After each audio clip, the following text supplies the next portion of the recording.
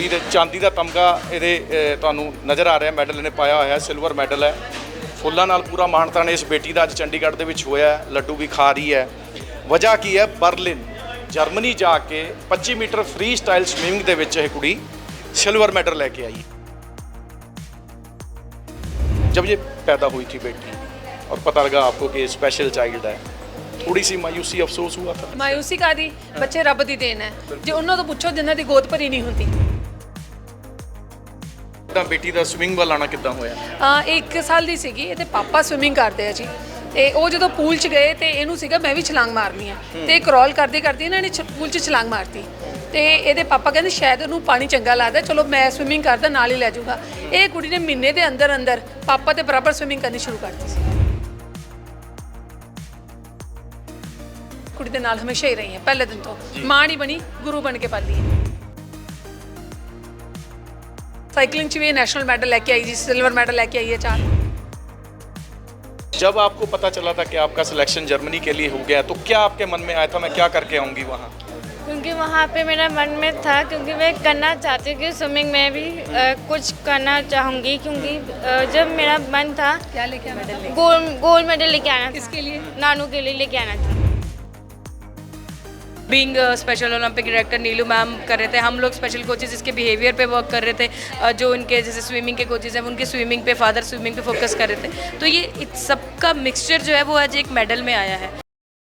खुद ही को कर बुलंद इतना कि खुद तकदीर से पहले खुदा बंदे से पूछे बता तेरी रज़ा क्या है। ਜਦੋਂ ਕਹਿੰਦੇ ਰੱਬ ਕਿਸੇ ਨੂੰ ਧਰਤੀ ਤੇ ਬਣਾ ਕੇ ਭੇਜਦਾ ਇਨਸਾਨ ਨੂੰ, ਹਾਲਾਂਕਿ ਹਰ ਕੋਈ ਕਹਿੰਦਾ ਕਿ ਪੂਰੀ ਤਰ੍ਹਾਂ ਠੀਕ ਠਾਕ ਹੋਵੇ ਤੇ ਕਿਤੇ ਨਾ ਕਿਤੇ ਜੇ ਉਹਦੇ 'ਚ ਕੁਛ ਕਮੀ ਪੇਸ਼ੀ ਕਰ ਦਿੰਦਾ ਤਾਂ ਉਹਨੂੰ ਕਿਤੇ ਨਾ ਕਿਤੇ ਬਲੈਸਿੰਗ ਵੀ ਕਰ ਦਿੰਦਾ, ਵੱਡਾ ਉਹਨੂੰ ਆਸ਼ੀਰਵਾਦ ਹੀ ਦਿੰਦਾ ਵੀ ਜੇ ਤੈਨੂੰ ਮੈਂ ਇੱਥੇ ਥੋੜ੍ਹਾ ਜਿਹਾ ਘੱਟ ਤੋਲਿਆ ਤਾਂ ਇੱਥੇ ਤੇਰੇ ਨਾਲ ਬਹੁਤ ਜ਼ਿਆਦਾ ਤੋਲਾਂਗਾ। ਇੱਕ ਅਜਿਹੀ ਕਹਾਣੀ ਅੱਜ ਤੁਹਾਨੂੰ ਚੰਡੀਗੜ੍ਹ ਸਿਟੀ ਬਿਊਟੀਫੁਲ ਦੀ ਦਿਖਾਉਣ ਜਾ ਰਹੇ ਹਾਂ। 16 ਸਾਲ ਦੀ ਕੁੜੀ ਹੈ ਪ੍ਰਾਰਥਨਾ ਭਾਟੀਆ, ਮੇਰੇ ਕੋਲ ਇਸ ਟਾਈਮ ਖੜੀ ਹੋਈ ਹੈ ਔਰ ਕੁੜੀ ਦੇ ਚਾਂਦੀ ਦਾ ਤਮਗਾ ਇਹਦੇ ਤੁਹਾਨੂੰ ਨਜ਼ਰ ਆ ਰਿਹਾ ਮੈਡਲ ਇਹਨੇ ਪਾਇਆ ਹੋਇਆ ਸਿਲਵਰ ਮੈਡਲ ਹੈ।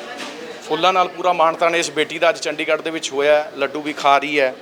ਵਜ੍ਹਾ ਕੀ ਹੈ ਬਰਲਿਨ ਜਰਮਨੀ ਜਾ ਕੇ 25 मीटर फ्री स्टाइल स्विमिंग ਦੇ ਵਿੱਚ ਇਹ ਕੁੜੀ ਸਿਲਵਰ ਮੈਡਲ ਲੈ ਕੇ ਆਈ ਹੈ ਔਰ ਸਪੈਸ਼ਲ ਚਾਈਲਡ ਹੈਗੀ ਹੈ। ਸਪੈਸ਼ਲ ਚਾਈਲਡ ਵੱਲੋਂ ਐਡੀ ਵੱਡੀ ਕਾਮਯਾਬੀ ਸਿੱਧਾ ਸਿਲਵਰ ਮੈਡਲ ਹਾਸਲ ਕਰ ਲੈਣਾ ਤਾਂ ਜ਼ਰੂਰ ਤਾਰੀਫ ਕਰਨੀ ਬਣਦੀ ਹੈ। ਬੱਚੀ ਦੀ ਮਦਰ ਸਾਡੇ ਨਾਲ ਨੇ, ਹੋਰ ਉਹ ਵੀ ਸਾਰੇ ਉਹਨਾਂ ਦੇ ਪਿਤਾ ਵੀ ਉਹਨਾਂ ਨੂੰ ਮੋਟੀਵੇਸ਼ਨ ਦੇਣ ਵਾਲੇ, ਉਹਨਾਂ ਦੇ ਸਵਿਮਿੰਗ ਕੋਚ ਸ਼ੀਤਲ ਸਾਡੇ ਨਾਲ ਨੇ, ਚੰਡੀਗੜ੍ਹ ਚੈप्टर ਤੋਂ मैडम ਸਾਡੇ ਨਾਲ ने।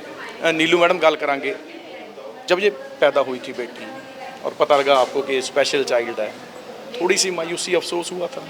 बिल्कुल भी नहीं, जमा भी नहीं, जमा भी नहीं जी। मायूसी कादी, बच्चे रब दी देन है। जे उन्होंने तो पूछो जिन्हां दी गोद भरी नहीं होंदी। स्पेशल ਦੀ ਜੇ ਆਪਾਂ ਗੱਲ ਕਰੀਏ ਨਾ, ਆਪਾਂ ਸਾਰੇ ਸਪੈਸ਼ਲ ਹੈਗੇ ਆ, ਪਰ ਜੇ ਸਾਨੂੰ ਥੋੜਾ ਜਿਹਾ ਕੁਝ ਆਂਦਾ ਨਾ ਆਪਾਂ ਕਹਿੰਦੇ ਦੂਜਾ ਤਾਂ ਬੇਅਕਲੇ, ਉਹਨੂੰ ਤਾਂ ਕੁਝ ਆਂਦਾ ਹੀ ਨਹੀਂ ਹੈਗਾ। ਮੈਂ ਤਾਂ ਕਦੀ ਵੀ ਨਹੀਂ ਮੰਨਿਆ ਹੈਗਾ। ਮੈਂ ਕੁੜੀ ਦੇ ਨਾਲ ਹਮੇਸ਼ਾ ਹੀ ਰਹੀ ਹਾਂ ਪਹਿਲੇ ਦਿਨ ਤੋਂ। ਮਾਂ ਨਹੀਂ ਬਣੀ, ਗੁਰੂ ਬਣ ਕੇ ਪਾਲੀ ਹੈ। ਬਿਲਕੁਲ ਠੀਕ ਹੈ। ਤੇ ਜਦੋਂ ਫਿਰ ਕਿੱਦਾਂ ਬੇਟੀ ਦਾ ਸਵਿਮਿੰਗ ਵੱਲ ਆਣਾ ਕਿੱਦਾਂ ਹੋਇਆ?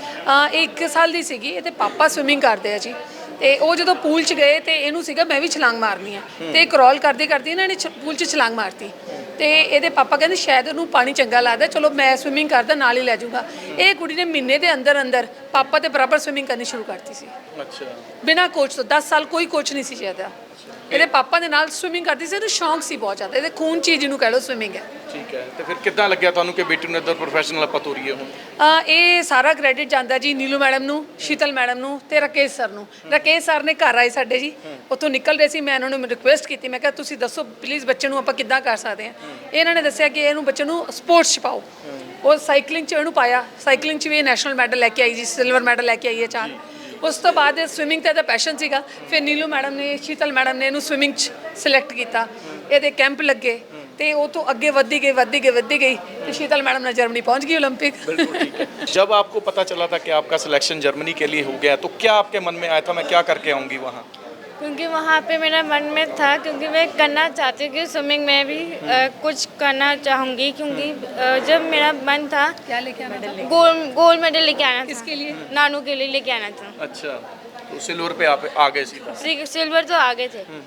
तो उन्होंने बोला है कि जब तक आप गोल्ड मेडल नहीं लेके आते तब तक लेके आओगे, तब हम जीत के लेके आएंगे हम। अच्छा, अभी है मन में आगे गोल्ड लेके आना है, आगे जाना है अभी? यस, मेरे को जाना है क्योंकि मेरे को गोल्ड मेडल और मैंने करना है और लेके आऊँगी ज़रूर। ਬਿਲਕੁਲ ਠੀਕ ਹੈ। ਸੋ ਸ਼ੀਤਲ, ਤੁਹਾਡੇ ਕੋਲ ਜਦੋਂ ਆਇਆ ਬੱਚਾ ਤੇ ਦੱਸਿਆ ਗਿਆ ਵੀ ਸਪੈਸ਼ਲ ਚਾਈਲਡ ਹੈ, ਤਾਂ ਕਿੰਨਾ ਕੁ ਤੁਹਾਨੂੰ ਚੈलेंजिंग ਸੀ ਕਿ ਇਹਨੂੰ ਸਵਿਮਿੰਗ ਦੇ ਵਿੱਚ ਆਪਾਂ ਅੱਗੇ ਤੋਰਨਾ ਹੈ, चैंपियन देखो बनावांगे? चैलेंजेस तो ऐसा है स्पेशल बच्चों के साथ, जैसे कि पेरेंट्स, सबसे पहले मैं फिर वही बात कहूँगी कि पेरेंट्स के सपोर्ट के बिना ये पॉसिबल नहीं हो सकता। और फिर जितने इनके स्पेशल, जैसे इसके फादर ने इसको ट्रेनिंग दी, उसके बाद हम लोग हैं, राकेश सर हैं, सो एक चैलेंज रहता है। बट ये है कि अगर आपके बच्चों के साथ रेपो मेंटेन है तो शायद वो चैलेंज बहुत कम हो जाता है। क्योंकि कई बार क्या होता है, अगर हमारे बच्चों के साथ रेपो मेंटेन नहीं होती तो बच्चे हाइपर हो जाते हैं, नहीं सुनते, पूल भी छोड़ देते हैं, अंडरस्टैंडिंग बड़ा इशू होता है इनके साथ। मतलब वो रेपो मेंटेन मतलब उनकी अंडरस्टैंडिंग कि हम लोगों की, जो हमारे जितने भी कोचेज़ हैं, पेरेंट्स हैं और जितने स्पेशल एजुकेटर हैं, जो भी बच्चा जा रहा है उसके साथ उसकी एक अंडरस्टैंडिंग इतनी अच्छी होनी चाहिए ताकि वो कल को वहाँ जाके एकदम इवेंट ना छोड़ दे।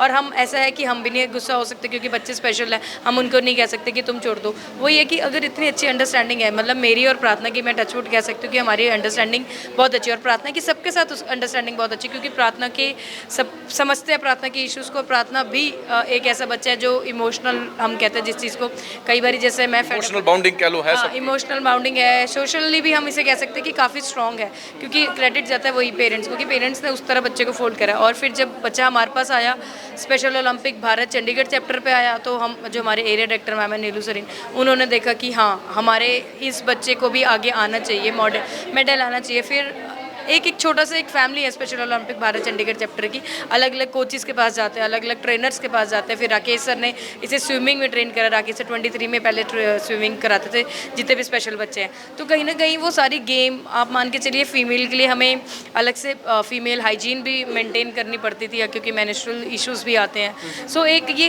ईजी चैप्टर, ये ईजी नहीं था, ये कंबाइन एफर्ट्स थे जहाँ पेरेंट्स पुट कर रहे थे, बीइंग स्पेशल ओलंपिक डायरेक्टर नीलू मैम कर रहे थे, हम लोग स्पेशल कोचेज़ इसके बिहेवियर पे वर्क कर रहे थे, जो उनके जैसे स्विमिंग के कोचेज़ हैं उनके स्विमिंग पे, फादर स्विमिंग पे फोकस कर रहे थे। तो ये सबका मिक्सचर जो है वो आज एक मेडल में आया है, क्योंकि अगर बिहेवियर इश्यूज़ को हम अगर काम डाउन नहीं करते, कल को जाके बच्चे मेडल भी सम्मान की बात होगी। अब जाने जाओगे कि प्रार्थना की वो टीचर है ना, उसकी कोच शीतल, जिसकी वो लेके स्टूडेंट। अच्छा, कितने घंटे आप जाने से पहले, बीजिंग जाने से पहले प्रैक्टिस चलती थी, कितने घंटे स्विमिंग करते थे, कैसे तैयारी करते थे?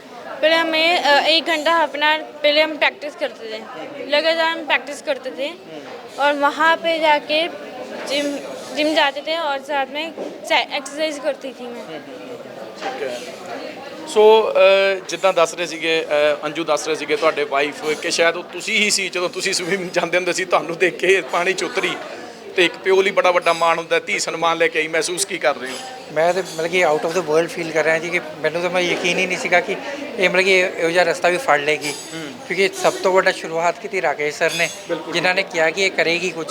ਮੈਨੂੰ ਨਹੀਂ ਸੀਗਾ, ਮੈਂ ਆਪਣੀ ਵਾਈਫ ਨੂੰ ਕਿਹਾ ਕਿ ਇਹ ਬੈਸਟ ਆਫ ਦੇ ਮਤਲਬ ਕਿ ਲਗਜ਼ਰੀ 'ਚ ਰਹਿੰਦੀ ਹੈ, ਇਹ ਕਿਤੇ ਸਪੋਜ਼ ਕਰ ਲੇਗੀ, ਤੇ ਮੈਂ ਕਿਹਾ ਸਵਿਮਿੰਗ ਤੇ ਮੇਰੇ ਨਾਲ ਕਰ ਲੈਂਦੀ ਹੈ ਕਿ ਘੰਟਾ ਜਾ ਕੇ ਨਾ ਹੌਬੀ ਕਿਤੇ ਕਰ ਲੈਂਦੀ ਹੈ ਸ਼ੌਂਕ ਸ਼ੌਂਕ। ਮੈਂ ਕਿਹਾ ਇਹ ਤਾਂ ਨਹਾਉਣ ਵਾਸਤੇ ਗਈ ਹੈ, ਮੈਂ ਕਿਹਾ ਨਹਾ ਕੇ ਵਾਪਸ ਆ ਗਏ ਜੀ, कि प्रोफेशनल स्विमिंग नहीं है। मैं कि प्रोफेशनल कितों कर लेगी, पर राकेश सर ने क्या कि नहीं करेगी।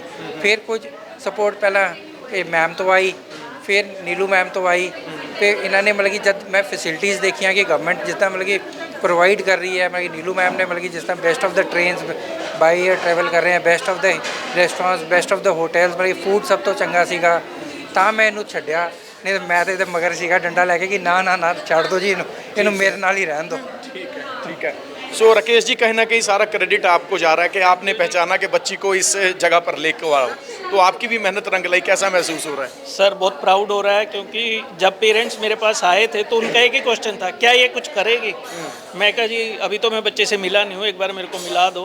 मैं इससे मिला, मैंने बात करी, तो फिर मैंने पूछा ही करती क्या है? कहते जी साइकिलिंग करती है, स्विमिंग करती है।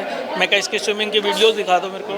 तो मैंने देखा कुछ जो टेक्निकल करेक्शंस थी वो करने वाली थी, और इसको प्रैक्टिस की ज़रूरत थी। अच्छा, मतलब आपको वीडियो से अंदाजा होगा कि स्विमिंग में अच्छा कर सकती है। जी जी जी, ठीक है। तो मैंने फिर इसकी साइकिलिंग भी चेक की, दोपहर में 12 बजे इसको साइकिल चलवाया, तो साइकिलिंग में भी अच्छा कर रही थी। मैं कहा हम इन 2 गेम्स को लेके आगे बढ़ते हैं, तो गुड लक है इसका कि स्विमिंग में ये बहुत अच्छा कर गई, और ये स्विमिंग आपका भी नाम होगा भी, उन्होंने इसको पहचान की थी इसके टैलेंट की। सो मैडम, चंडीगढ़ चैप्टर की भी एक बड़ी उपलब्धि है।